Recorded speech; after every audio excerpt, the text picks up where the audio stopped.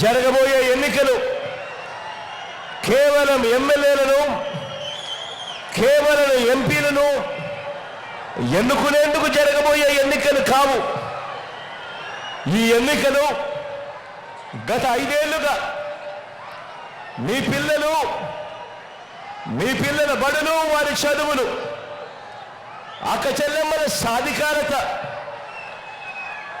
తాతల సంక్షేమం, రైతుకు అందుతా ఉన్న భరోసా, పేద సామాజిక వర్గాలకు అందిన న్యాయం, ఇవన్నీ కొనసాగి మరో 2 అడుగులు ముందుకు వేయాలా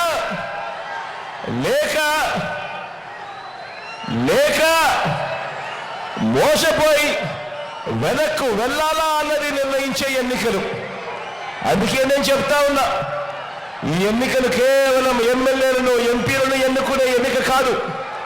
ఈ ఎన్నిక రాబోయే 5 సంవత్సరాలలో మన భవిష్యత్ ఎలా ఉండబోతా ఉంది, మన భవిష్యత్తు 2 అడుగులు ముందుకు పడుతుందా లేదా మనం మోసపోయి వెనక్కిపోతామా అని నిర్ణయించే మన ఓటు.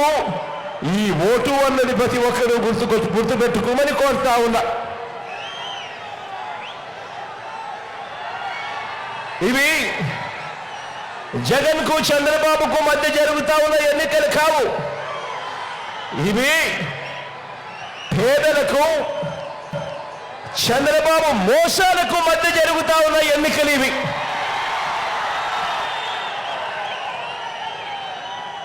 ఈ ఎన్నికల్లో మీ బిడ్డని, జగన్ని పేదల పక్షమని చెప్పి గర్వంగా కూడా చెప్తా ఉన్నాను. కాబట్టి మీ ప్రతి ఓటు మీకు మీరుగా, మీ కుటుంబంగా వచ్చే 5 ఏళ్ళు ఏ దారిలో నడవాలో నిర్ణయిస్తా ఉంది. మీకు, మీ కుటుంబానికి మంచి కొనసాగుతుందా లేదా అన్న నిర్ణయిస్తుంది ఇవాళ మీరు వేసే ఈ ఓటు. 5 వారాల్లో జరగబోయే ఈ కురుక్షేత్రంలో జగన్కు వేస్తే జరిగే ప్రతి మంచి కూడా కొనసాగింపు.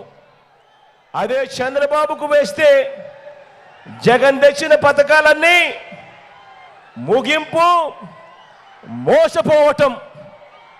అందుకే బాగా ఆలోచించండి.